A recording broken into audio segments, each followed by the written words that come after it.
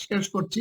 আমাদের অর্থনীতির যে অবস্থা এটা বোঝার সুবিধার্থে, এই যে আমাদের আমিল স্পেন্সাররা এসে আপনাকে লম্বা লম্বা ঢেকুর তোলে এবং ইনক্লুডিং শেখ হাসিনা বলে থাকে যে আমরা নিজস্ব অর্থায়নে পদ্মা সেতু করেছি। এই যে পদ্মা সেতু করতে এত টাকা খরচ করেও মানে অতিরিক্ত এই যে বাজেট ধরেও এটার পরিমাণ হলো 32,605 কোটি টাকা। 32,605 কোটি টাকায় আমাদের নিজস্ব অর্থায়ন বলতে কি বোঝায়? নিজস্ব অর্থায়ন বলতে আমাদের বাংলাদেশ আমাদের ব্যাংক এবং ফাইন্যান্সিয়াল ইনস্টিটিউশন থেকে লোন নেওয়া হয়েছে। আমি আপনাকে যে আলোচনাটা করলাম যে এই বছর শুধুমাত্র সুদ দেওয়া লাগবে 1,13,500 কোটি টাকা, যেটা দিয়ে 4টি পদ্মা সেতু করা যাবে।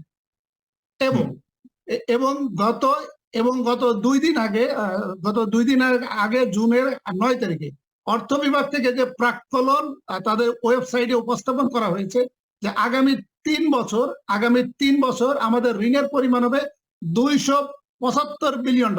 এখন আছে $165 বিলিয়ন এবং এবং আমাদের টোটাল সম্পদ হলো 450 বিলিয়ন। তার মানে আমাদের 3 বছর পরে যদি এটা $275 বিলিয়ন হয়ে থাকে, তাহলে আমার ঋণের পরিমাণ হবে টোটাল সম্পদের অ্যাসেটে 60%।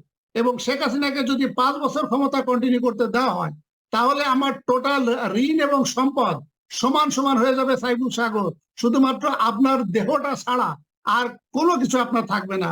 আর এই যে আমাদের অর্থ বিভাগে যে প্রাক্কলন দিয়েছে আগামী 3 বছর সরকার যে শুধু সুদ দিবে সেটি হলো 4,05,000 কোটি টাকা। মানে আমরা বড় ধরনের একটা ঋণের জালে আবদ্ধ হয়ে যাচ্ছে এবং ভয়ঙ্কর একটা অবস্থার দিকে যাচ্ছি। আপনাকে অনেক ধন্যবাদ। একদম পূর্ণাঙ্গ একটা পিকচার আপনি তুলে ধরুন, পূর্ণাঙ্গ